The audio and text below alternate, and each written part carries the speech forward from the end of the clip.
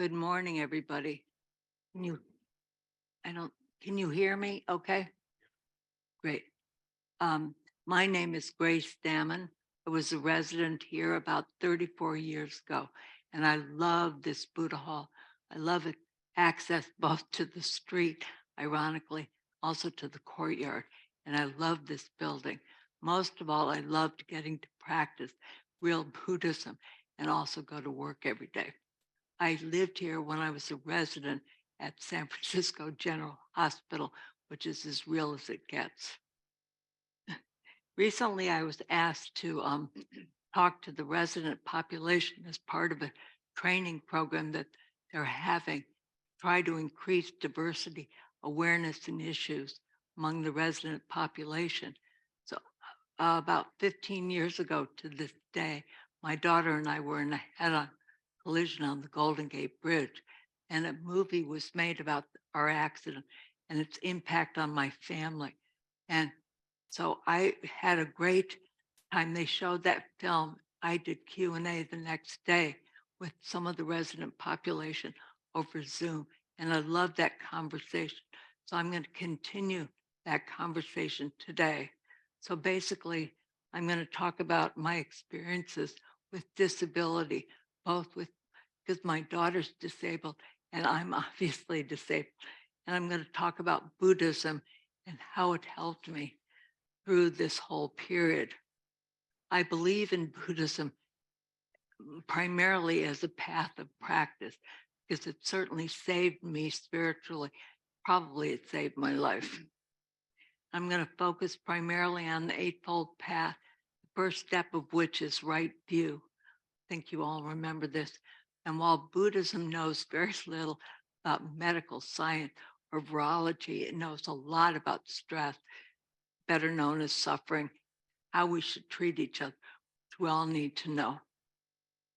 I lived at Green Gulch Farm for about 30 years, practicing Buddhism, being a mother, mostly being a physician. Sabrina and I were in a head-on collision on May 8th of 2000, or May 11th, 2008. And Sabrina and Mac, her service dog, were in the car. They had minor injuries. Had spent a night in the hospital. I spent 13 months in the hospital.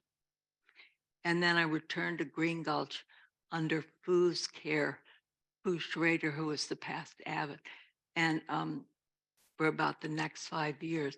And since I left Green Gulch, I've been living at Redwoods, a senior living facility in Marin County. Wonderful place. I am what you would consider by any statistic or any definition, gravely disabled. 1 in 4 adults in America is considered gravely disabled or disabled, not gravely.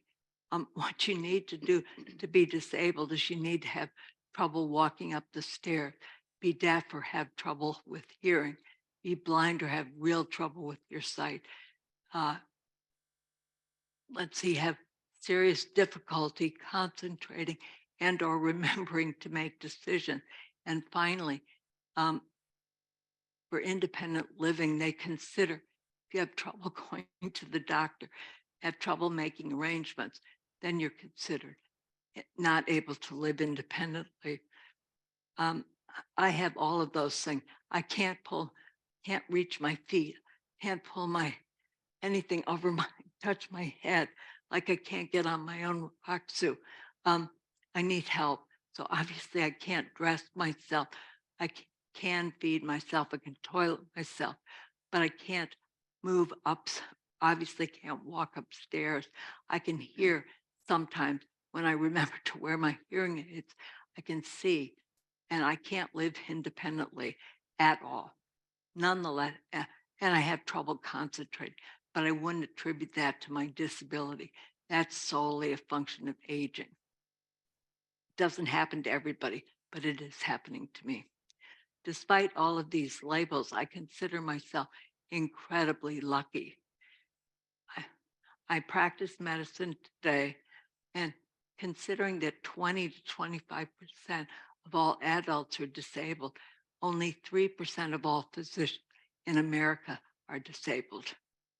Real misnomer. And if you're disabled in America, only 20% of disabled people have completed a college degree or better, and roughly 20% have had no high school diploma. So in other words, the vast majority are really in the middle there.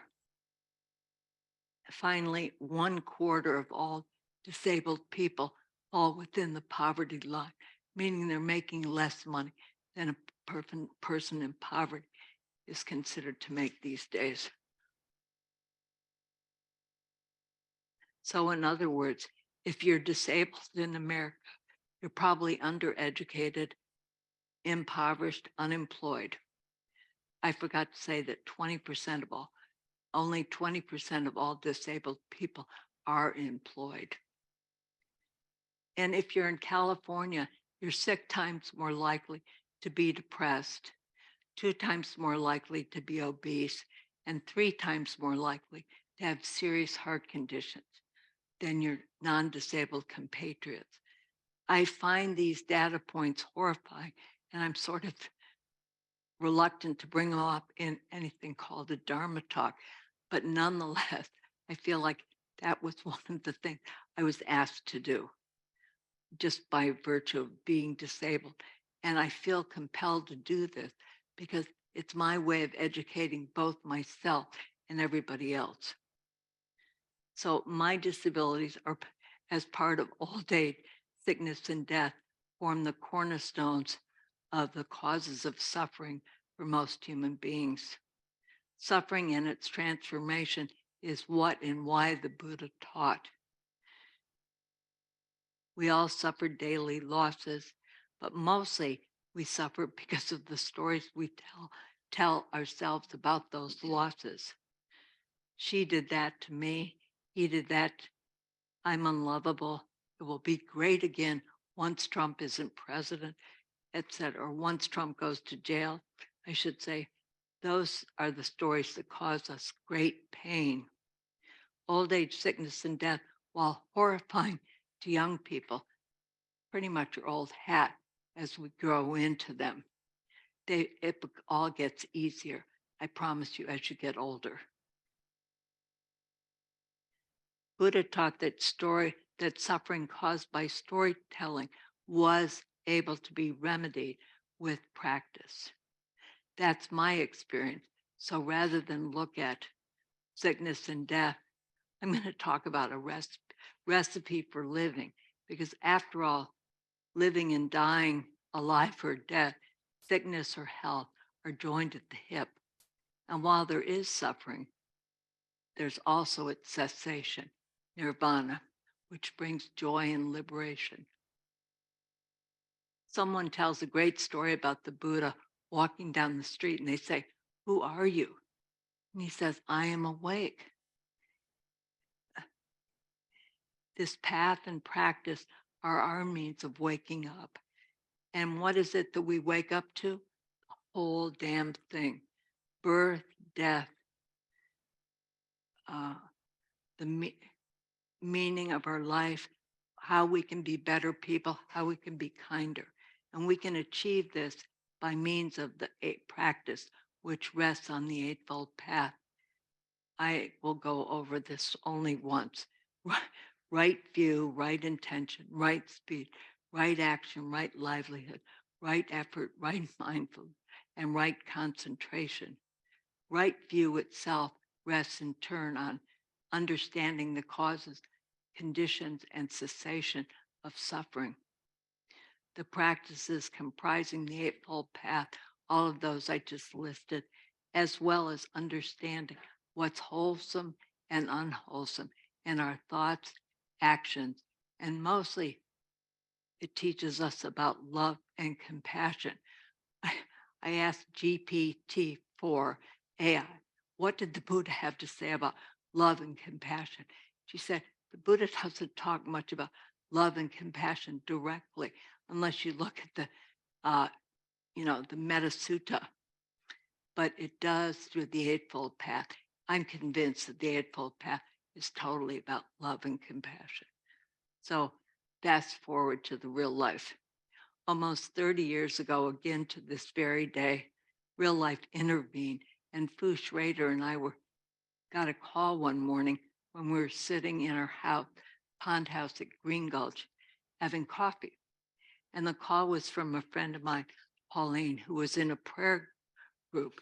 And she said, first of all, are you sitting down? So I knew it was serious. And I said, yes, I am. She said, second thing, I don't have any time to talk. It's got to be fast. Are you and Fu prepared to be foster parents for a gravely disabled HIV, no, we didn't know that, a drug addicted baby who needs a home? And I repeated back to her, said, a baby? And she said, she weighs 3 pounds and she's almost a month old. And I said, Fu perked up when I said, baby. And she said, baby, what baby? And I said, I got to talk to Fu about this. And I covered up the mouthpiece and I told Fu what I knew so far. And she said, can we see the baby? Now, seeing a baby is the stupidest thing. I mean, you don't just look at a baby the way you look at dog. But anyway, I was too concerned about my hand over the mouthpiece. And I said, okay, I'm going to work it out. So the next day we drove up to Santa Rosa with her step grandmother and her biological grandmother. And, we fell in love at first sight. There was just no question. But because Fu was also the director of Green Gulch, and I also was working full-time in the city, more than full-time, in the city and in Marin, we thought we should talk to the leadership at Zen Center, which is always smart when you want, but you don't ask permission. You say, this is what we intend to do. Is it okay? And luckily they all said, it's okay. So they gave us the green light to go ahead. But Fu and I had given no thought whatsoever to becoming parents at that time. So we gave ourselves second period of Zazen,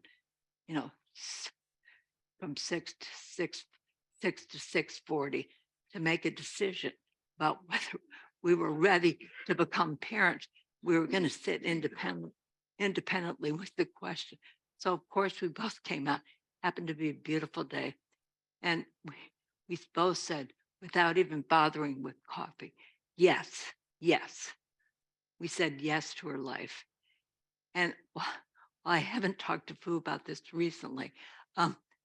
It was the best decision I've ever made, and a decision that I will never regret. So after 1 week and 5 days of pregnancy, we then became the proud parent of a 4-pound, 1-month-old baby girl. We had been told by the social worker that the only way we could become foster parents was if Green Gulch built a fence around our property, which is the pond house, so that Sabrina couldn't fall in the pond across the street.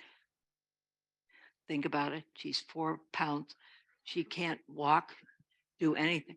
Anyway, so the next day, the maintenance crew built us a fence. So yes, we were all set to go.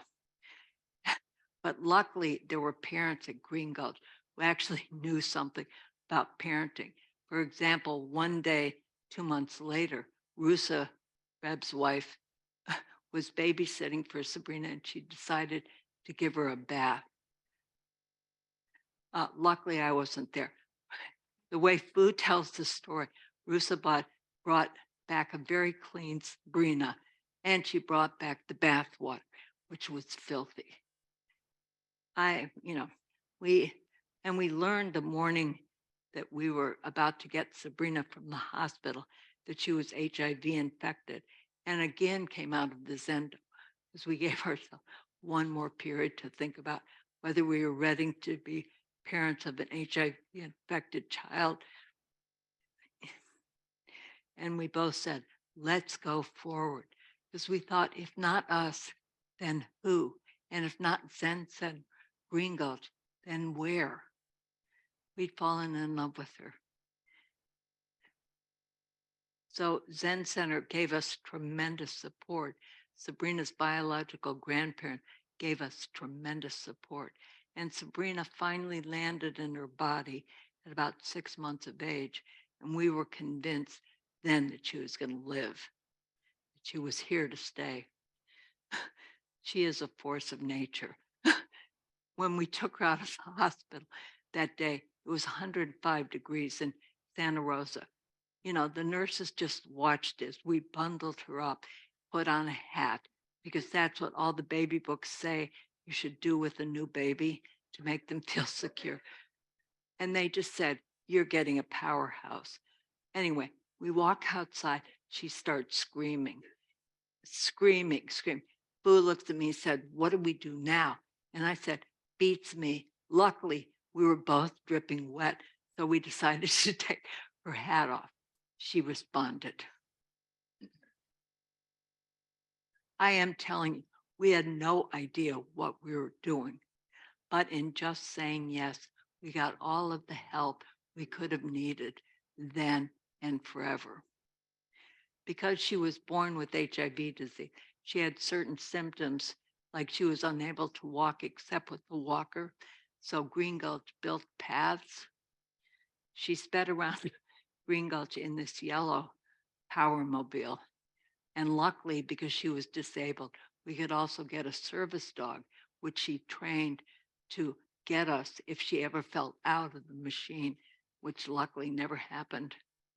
But, you know, unlike me, Sabrina has always been or has never experienced not being disabled. And she thinks that it's a piece of cake. She loves, she's, "Mom, let people drive you. Mom, let people do things." Unless it's her, let people do things for you. But if it's her, she'll say, "Mom, you can do it yourself." I can't do it for you because you can do it yourself. You've told me that for years. For me, the most amazing thing about the accident and the beginning of my disability is that when I look back on it, I'm really grateful, which is a bizarre thing to say. I mean, I'd love to walk. Don't get me wrong. I'd love to be able to surf, but I am grateful because what I learned was something very important. I learned that I probably knew everything that I needed to know, but I just didn't know it. Fortunately, and when I woke up after 48 days in coma, I started singing "You Are My Sunshine." And I thought, I want to figure out where I was during that 48 days. And then luckily, I remembered this line from a koan, which goes, "Not knowing is most intimate." So luckily, I decided not to get hypnotized to try to recreate my Bardo state. I thought my body had a reason for taking me offline. Let's go with that. Once I got extubated, and people were coming to see me in droves, and I was getting so bored of talking about myself. So I would ask them, "How are you doing? How's your life? How's your work?" And in California, half the people are miserable in one or the other, if not both. So I asked them, "How is your relationship?" And they would say, "Whatever." Didn't really matter. I'd say, "If you're not happy, are you and your partner thinking about marriage or whatever form of public commitment you believe in?" And if they said no, I said, "Get out. If it's not marriage material, get out. Get out." Or if you don't love your job, get out. Find something that you do love and just do it. The line to see me got to be so long. I got the reputation. I mean, I couldn't remember two things, but I got the reputation of being the truth sayer. So Fu finally had to stop them because I was exhausting myself with telling everybody to just say yes to your own life. Fu and I were approached early on by a lawyer who wanted to sue the Bridge District, Golden Gate Bridge District, um, on behalf of Sabrina and me to put in a median barrier.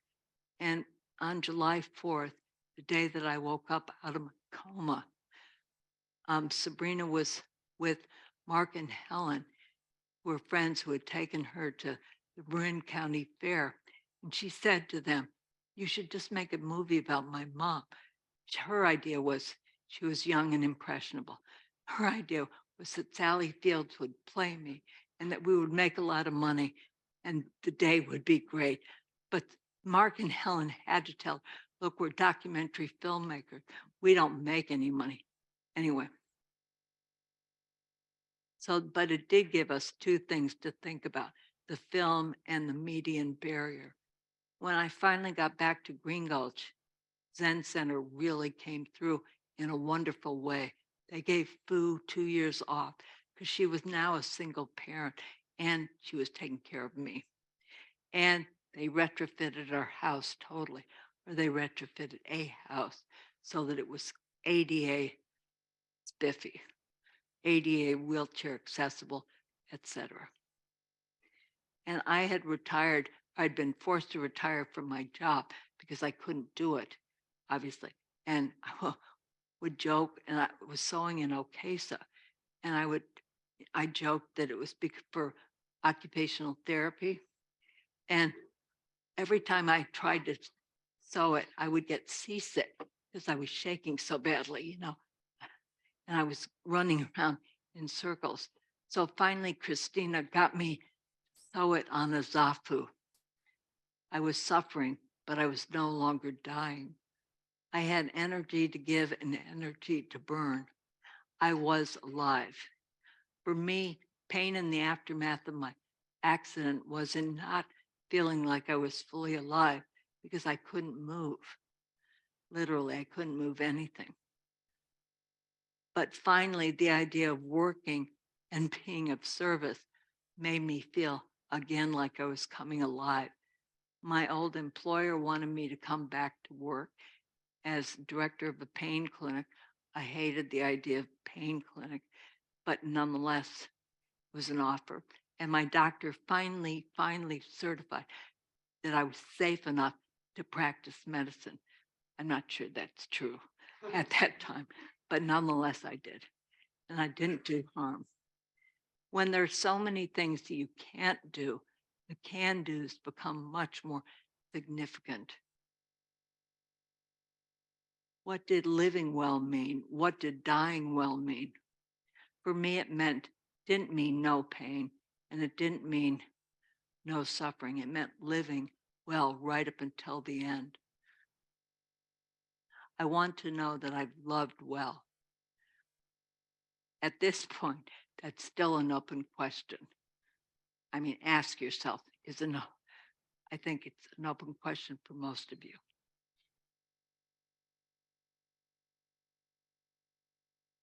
To me, loving well requires some kind of wisdom that takes it out of the empathic, take care of suffering only school, meaning it's got to be directed toward the best possible outcome for the person who's the recipient.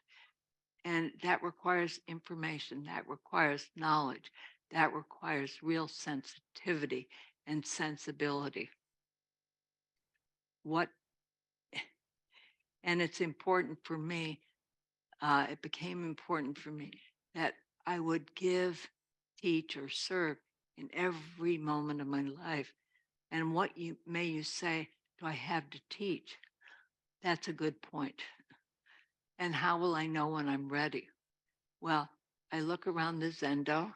I don't know many of you, not like Green Gold, but I know many of you I do have an acquaintanceship with for years, like David, like Tova, like Vicky. Anyway, how will I know when I'm doing it adequately? I will ask the people I trust. I will ask any of you. That's a one great advantage of Sangha. It's having people to ask, how am I doing? After all, the triple treasure is not just Buddha and Dharma. It also includes Sangha, probably most importantly, a community of people surrounding you, trying to practice the Bodhisattva way. As to what I have to give, And if you don't have a Sangha around, you guys all have Sangha right now.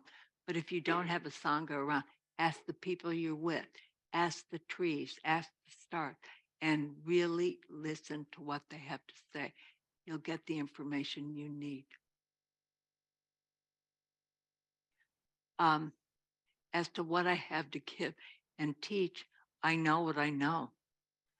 And that's amazing. It has given me a bedrock knowledge of just this is it. Just this moment is it. I was very lucky that I lived at Green Gulch for all those years. And I was a very iconoclastic practitioner in that I would get to drive out every day. I get to have lattes on the way to work. I got to eat meat in my own house, got to have a drink whenever I wanted. I got to go out for ice cream. I could go out for almost anything. I loved the teaching and I pretty much appropriated it and lived according to my definition of Buddhism. That appropriation, fortunately, ended with the accident. And I'm so grateful that I spent that time in the Zendo. I would start many days by coming down to the Zendo to sit once Sabrina was old enough to be left alone. And I learned to relax and to see. The world was a little bit brighter whenever I came out of the Zendo. I remember walking the walks around Green Gulch in the early morning, up to the bullpen, to the pond house, to wherever, because I lived almost everywhere there. And I remember the seasons, how the air would feel different each morning, sometimes full of dew from the ocean, sometimes wet, sometimes you could smell the ocean. And the days were different. Slant of light was different. With every day passing, the days becoming longer or shorter, the light became just a little bit clearer. And the clarity made everything truly magnificent. And then I would pack up and go to work. And when I was in the hospital, I was so glad that I'd spent so many days, so many day fours in sesshin. You know what day fours are like, at least for me, writhing in pain or in state of total bliss. I had really learned that everything changes, everything. Great pain, great bliss, great boredom, great freedom. Outside, nothing much changes, except perhaps the slant of light and the dominant bird song. But inside, you're going through waves of grief, joy, pain, sorrow. This is the practice of and in Zazen, which is getting to notice the content of your mind and working on those contents, looking at the aversion and the pleasure closely. I spent a year in the hospital after the accident and had something like 13 operations. And what I remember to this day is not the pain, not the anxiety, not the missing of Boo, Sabrina, or Mac, but what I remember most is the wonderful feeling of kindness and love, of life, of people around me. I can remember my first bath. It was exquisite. After 3 months, the CNA finally decided to take me away to the bathtub, not asking my doctor anything. She just plunked me in the bathtub. I can remember the feeling to this day. Each drop of water on my back, on my head. It was magnificent. I've never felt that kind of vitality or just wonder at life. And I felt that wonder, not so intensely, but I still feel it today. And the awe, I feel that vitality, wonder, and awe that we get to live life and we get to decide what and how we want to live. And I decided right then and there that I wanted to be of service, both to the people I knew and the people I didn't know. And I'm grateful also that I learned something about Buddhism, something about the Four Noble Truths, and something about the vows we take each day. For example, at the end of this um, lecture, we're going to chant the four vows. Beings are numberless. I vow to save them, etc. The constant repetition of vows, the Four Noble Truths, and the simplicity of the world appearing clear. It's great to have a path of practice. And I'm so grateful to have been head student, which came after I moved out of Green Gulch. But it was really kind of hysterical because everybody in the practice period got to be my legs and arms. They would get me up in the morning, dress me. They rang the wake up bell for me. That's a no-no. Meanwhile, and they found they were encouraging me so much to practice. And then I was practicing, and that encouraged them so much. And that was my only job, was to encourage them in their practice. And I'm so lucky that I survived. We had Zen Center behind us, my family and colleagues and friends all with me, and I had a purpose. I wanted what happened to me and Sabrina not to happen again to anybody else. So we brought a suit against the Bridge District with the guy who hit us. We became friends and we lost our suit. But that same day that the California Supreme Court came out with its decision, the Bridge District decided to fund a median barrier for $25 million. So that was good. And a movie was made about our accident and a work of love on the part of the filmmakers and a willingness on the part of Boo and Sabrina and myself to be totally naked on film. Just before I was discharged from rehab, I met again with His Holiness, the Dalai Lama. And that meeting convinced me or revitalized my commitment to practice. And it made totally clear what my purpose really was. I'd met him before, but I met him this time because I'd been asked to give a speech at a luncheon in which he was being honored. Now, why I ever accepted the request to give a speech at that time was just because my brain was mush, really mush. I could barely think two thoughts, much less string together two sentences.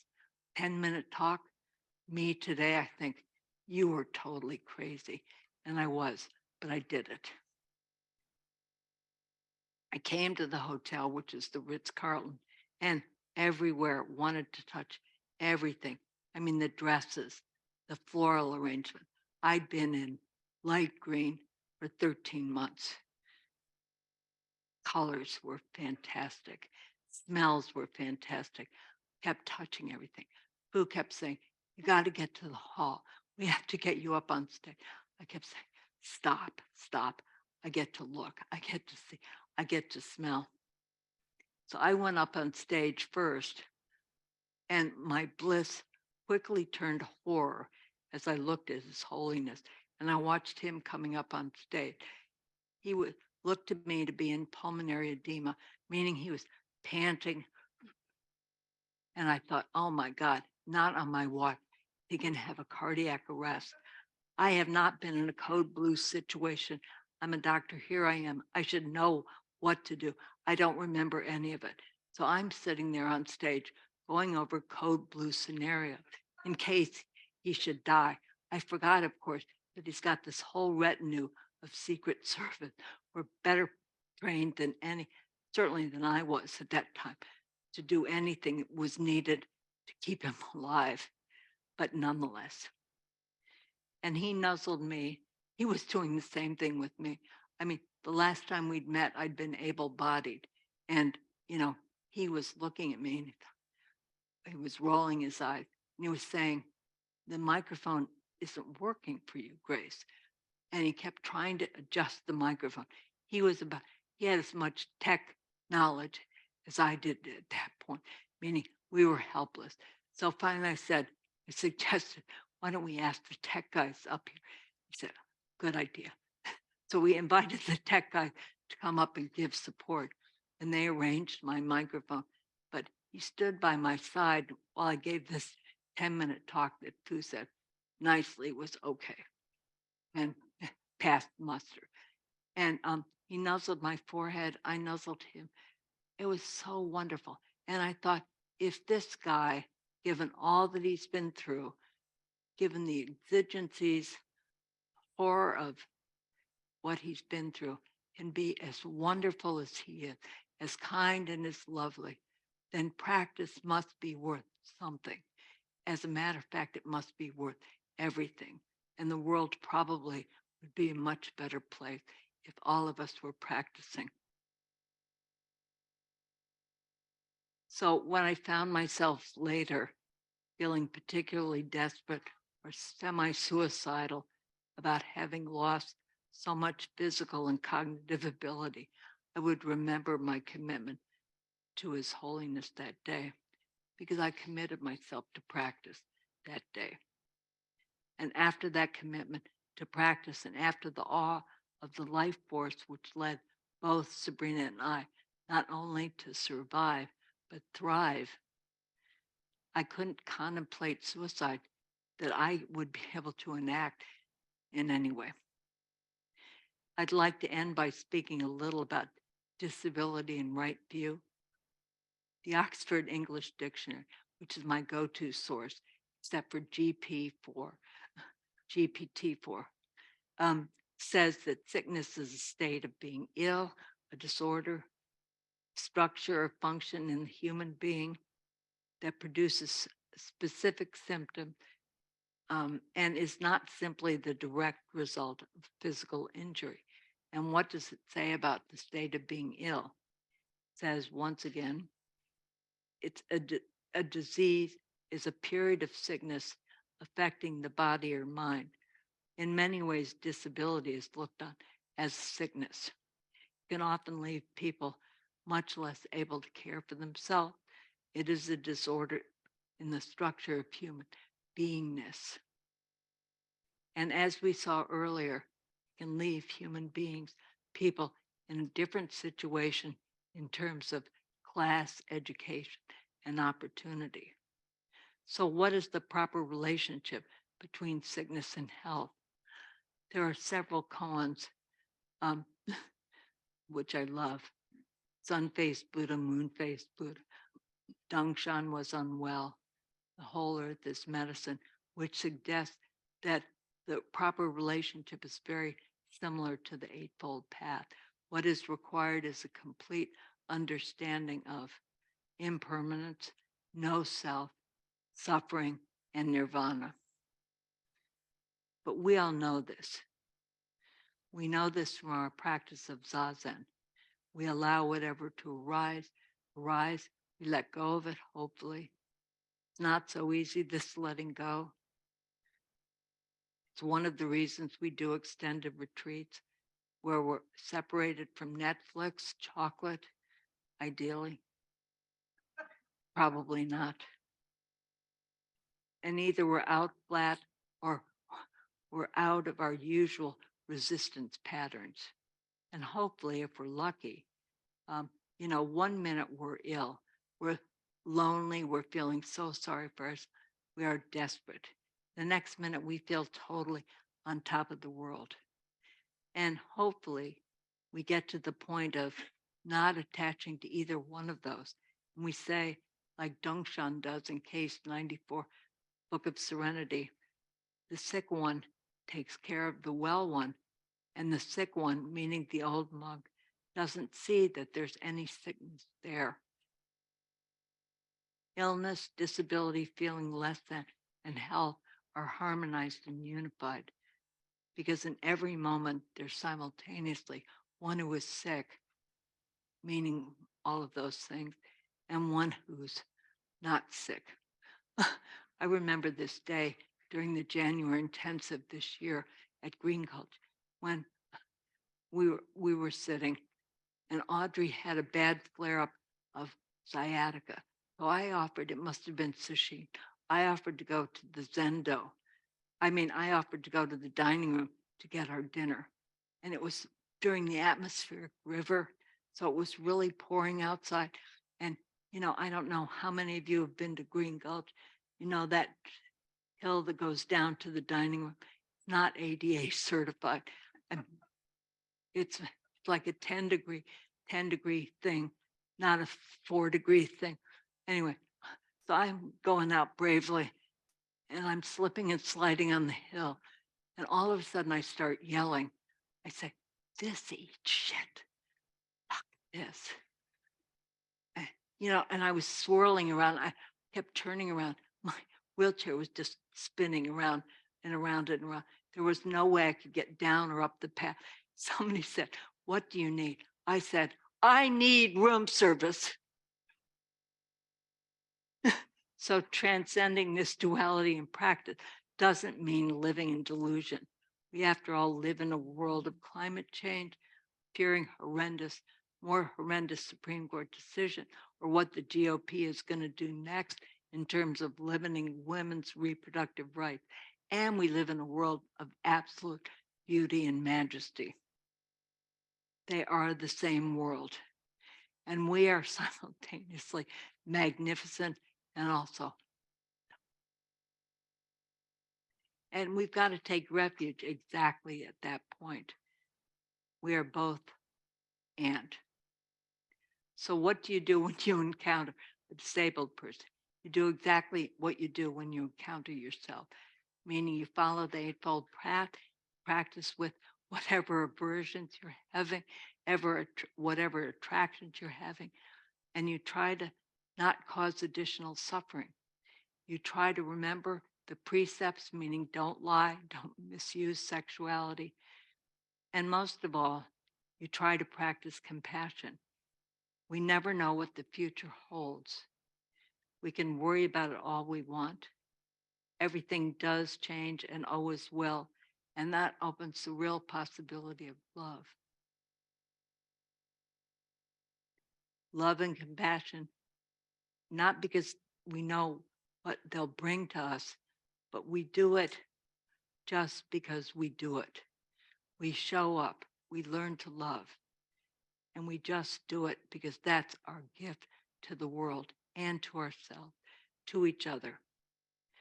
Just do it. Just say yes to life. Thank you very much. Now, I'll receive any questions.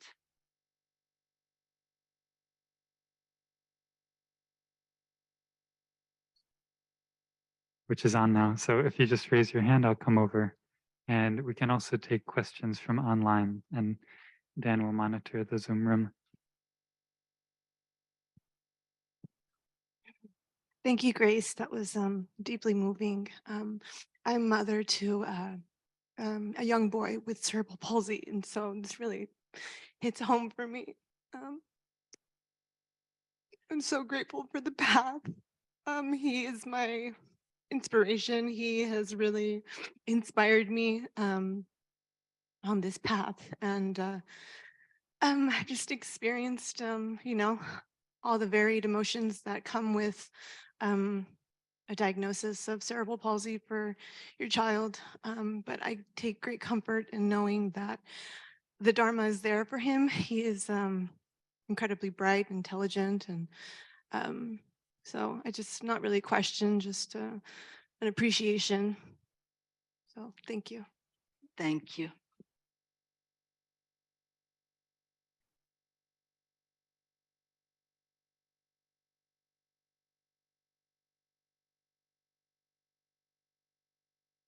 Sounds like there's a question online from Griffin.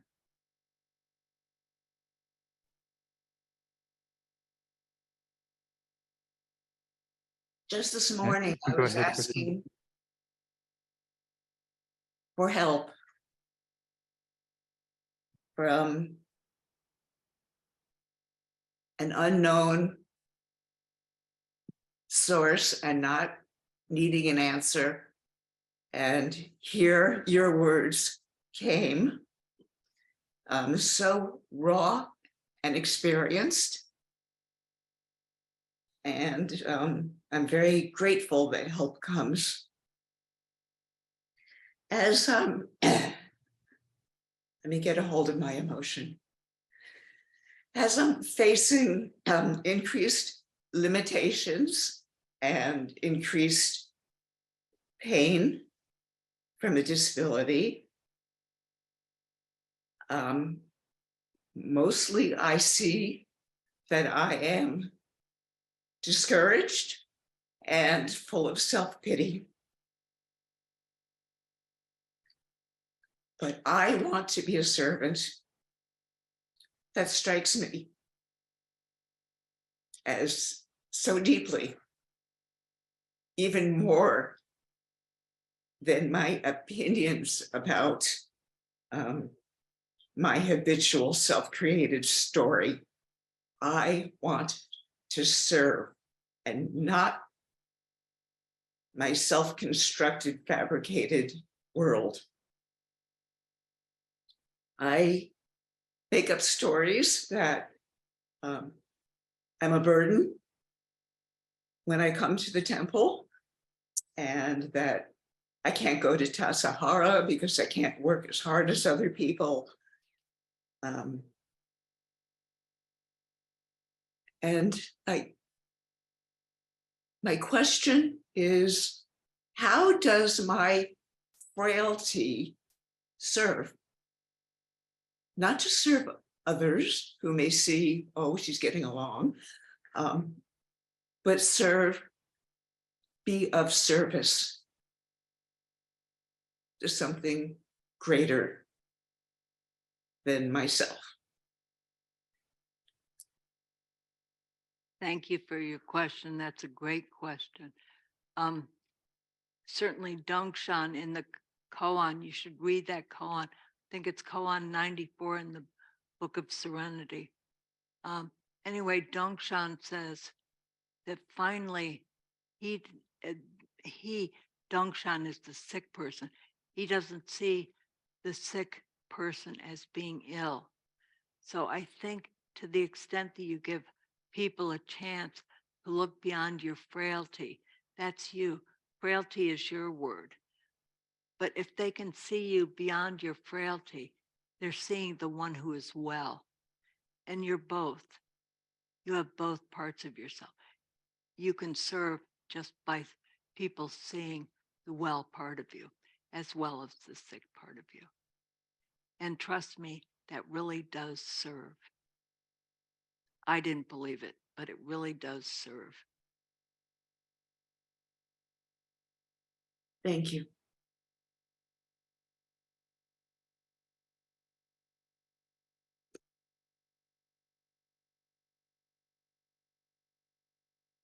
Thank you for your talk. How did your relationship with Sabrina change after the accident? I'm sure it changed in a lot of practical ways, but I'm thinking more about the mother-daughter relationship and the impact of the accident. Well, it both changed totally. Did you see the movie? You can see some of that. Anyway, she's turning 30 at the end of this month. And Fu and Karina and Audrey and I are driving down to celebrate her 30th birthday in LA. She still treats both of us. I mean, she said to both of us, moms, did you give a thought to how old you were going to be when I got to be 30? Because I have to think about going to see a neurologist for both of you. You both are getting demented. So I would say not at all. But on the other hand, she always calls, she's a person of too much information. She gives much more information than most of the time I would like to have. You know, as a mother, some things you don't want to hear about. Seriously, that's the truth. Anyway, she is the first to let me know about anything that goes wrong. Like she tomorrow, this morning at 7, she was on the phone. She's never up at 7 on a Saturday. Said, why are you calling me at 7? She said, are you watching? And I said, watching what? She said, Mom, the coronation. And I said, I'm doing something serious. What's serious? What's more serious than the coronation? And I said, I know you're on Karina's side because she loves England and coronation is her thing, but it's not my thing. Anyway, what is it you need? She said, I need to know why I keep getting calls from CVS talking about this medicine that I'm supposed to pick up. So I asked her what the medicine is, thinking maybe I prescribed it. Lo and behold, she reads it back. Anyway, she takes a long time, but she's totally deciphered exactly what I ordered. And it wasn't for her, it was for, I think, Green Gulch in her name. Anyway, so Mom, don't ever do that again. Mom, you shouldn't do things like that. Mom, get right on it. You've got to call CVS back. I said, I'm busy right now. Good luck in your talk. But Mom, this is much more important. So no, it's not changed at all. Thank you. She's still giving orders.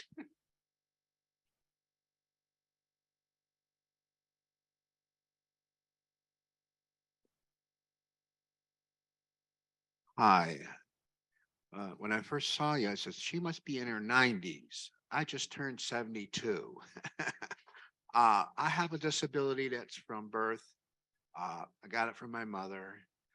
Schizophrenia, ADD, dyslexia. In 2015, I was talking about my father, and the person said, sounds like he had Asperger. I don't know about the burger, but he was an ass. So I struggle with my disability every day. There's things I would have liked to have done 40 years ago, 50 years ago, but I'm still struggling with it. Your story, I hear about stuff like that. I've lived here since 76, and there was a head-on collision, and the guy had some sort of illness, and he wasn't supposed to drive, and he crashed on a bridge head on. It's nice to see that you've made peace with your illness, and I'm working with my peace with my illness. And I had an extra problem recently. I learned that my brother Peter was into Satanism. I also learned that my older sister was into Satanism. And I live in a building where there was 3 people who were into Satanism, and they were affecting everybody. So now I have that conflict in my life, and it's a very unpleasant one. So God help me. Thank you very much. God help you.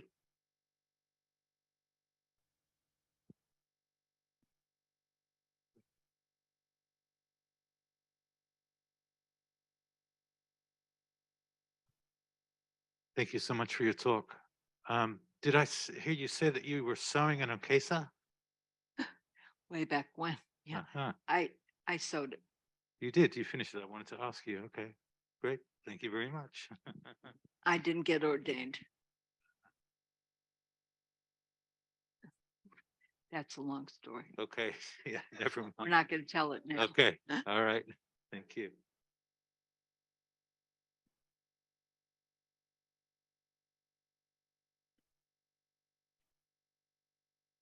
Thank you. Thank you for the talk today, Grace. I'm interested always in the kind of challenges that come with huge, horrific events. And if supported, and we have enough around us to love us, usually people in those situations, in my experience, respond positively like you do. I'm wondering if you could reflect more on the day-to-day living that all of us share without the real dramatic tragedies. Because I think there's something in me that says that's the real living. Could you share some on that, the day to day? Sure. Thanks, Audrey. You know, yeah, we all takes increasing amount of time to get up, to get dressed, to go to the bathroom. I mean, I figured out how much time I spend in the bathroom these days versus before the accident. And I never factored that in. I don't think any of us factor in how much longer it seems to take to do everything, every little thing. And, I would say that I just hold that in one hand. And in the other hand, I hold, what do I want to focus on today? I want to love life. I mean, I love life and I want to show and I want to feel that love every day. So I make it really important to actually focus on sights, sounds, smells, because those are the things I can do. I can't surf anymore. I can't get in the car and go anymore. I can't run anymore. I can't walk anymore. All of those things that used to give me so much pleasure, but I've got other sources. So I try to focus, and that's what we do in the pain clinic. We try to get people to look at what they enjoy doing, what they get pleasure from, and then figure out a way to increase those. And you have to grieve. You have to grieve the loss of function, the loss of ability, aging process. Grief is part of it, but it's not the only part of it. It's one's part.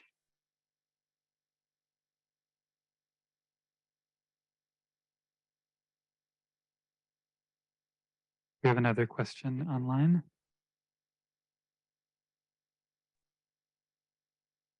Thank you, Grace. I'm wondering during maybe the first 5 to 10 years after the accident, were there any specific, for lack of a better word, tools you had learned in your practice that you sort of would automatically go to when you were feeling that struggle of accepting this new life? For example, were there certain books you might read or certain passages or certain saying that you would just go to or remember, and that would help bring you back towards the acceptance of what the life you then were moving towards or then had? Thank you for your question. Let's see, I would remember His Holiness's face right in front of me. I can remember that to this day. I would think about the wonderful CNA, Chinese CNA I had initially who gave me that first bath. And I would also breathe deeply 3 times, because when you take 3 deep breaths, you reset your nervous system. You cool off the sympathetic, which is the activating part of the nervous system, and you upregulate the parasympathetic. And that cools down everything, pain, sorrow. If I just remembered to actually count my breaths, 1, count the out breath, and make it really deep, bring it into below your hara. That's what I would say. Thank you. So we have time for maybe one more question.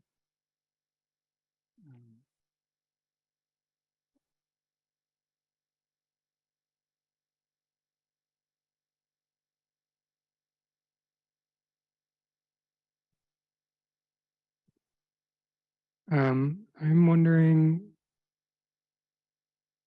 I feel like grief is not spoken much about in our practice. And I'm wondering kind of what its relationship is to our struggles, or what your perspective on its relationship to our struggles and to letting go. Sorry. I'm sorry, I don't have my hearing aids in, so I couldn't really hear that question. Grief.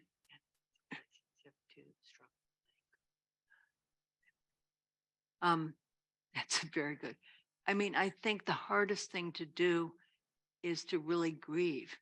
But grief is like my experience, it's like surfing, meaning real grief comes up and it goes quickly. It comes, crashes you to the ground, to the underground. And then it's gone 2 minutes later or 1 minute later. You've got to grieve. You've got to grieve. You've got to grieve. You've got to find ways and places that it's safe to grieve and know that you have to grieve in order to be able to let go. Your body doesn't let go if you don't grieve. Really, it's got to be a whole body experience. Grief does. It is a whole body experience. It's the body saying no. It's the body saying, I want. Give me back. You have to honor that. Yeah.